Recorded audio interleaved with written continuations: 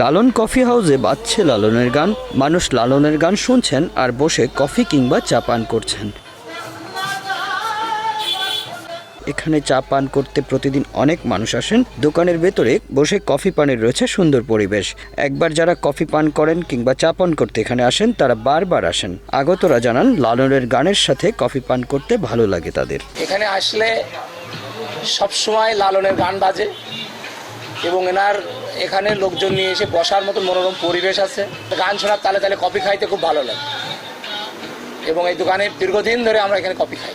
তাদের অবসর টাইমটা একটু রিল্যাক্স করার জন্য আসি। এখানে কফি খাওয়ার পাশে লালন গীতিটা শুনতে খুবই মন মুগ্ধকর একটা পরিবেশ হয়। একটু রিল্যাক্স করে তারপর আবার কাজের দিকে চলে যায়।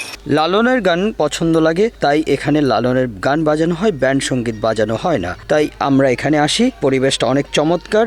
আমরা এখানে বসে কফি পান করি। আমরা অবসর সময় এখানে আসি চা খেতে। চাচা সবসময় আপনার লালন গীতির গান চলে, তারপরে তার পোশাক পরিচ্ছদ লালনের কোয়ালিটির। ব্যান্ড সঙ্গীত যেটা বলে সেটা এখানে চলে না। কিছুক্ষণের জন্য আমরা হারিয়ে যাই, একটা অন্য বিনোদনের ভিতরে পড়ে যাই। পাশাপাশি আমরা এখানে চা কফি খাই। দুপুর টাইমে বসার একটা সময় কাটাই এখানে এসে।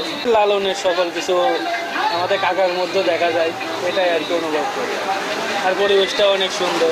আব্দুল হামিদের বাড়ি চৌগাছা বাজারের পাশে বাগপাড়ায়। একসময় ইলেকট্রিক মেকানিকের কাজ করতেন তিনি। সে সময় কাজের ফাঁকে ফাঁকে লালনের গান শুনতেন। পরে যখন ইলেকট্রিকের কাজ ছেড়ে চায়ের দোকান দিলেন, তখন নাম দিলেন লালন coffee house.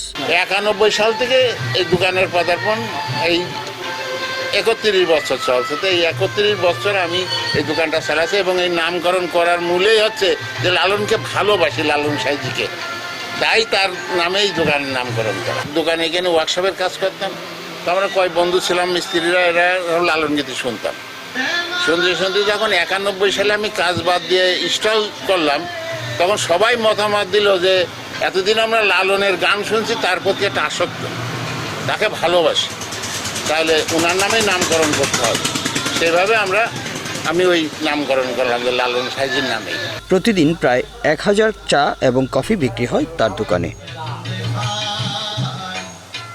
Bangla affairs news desk.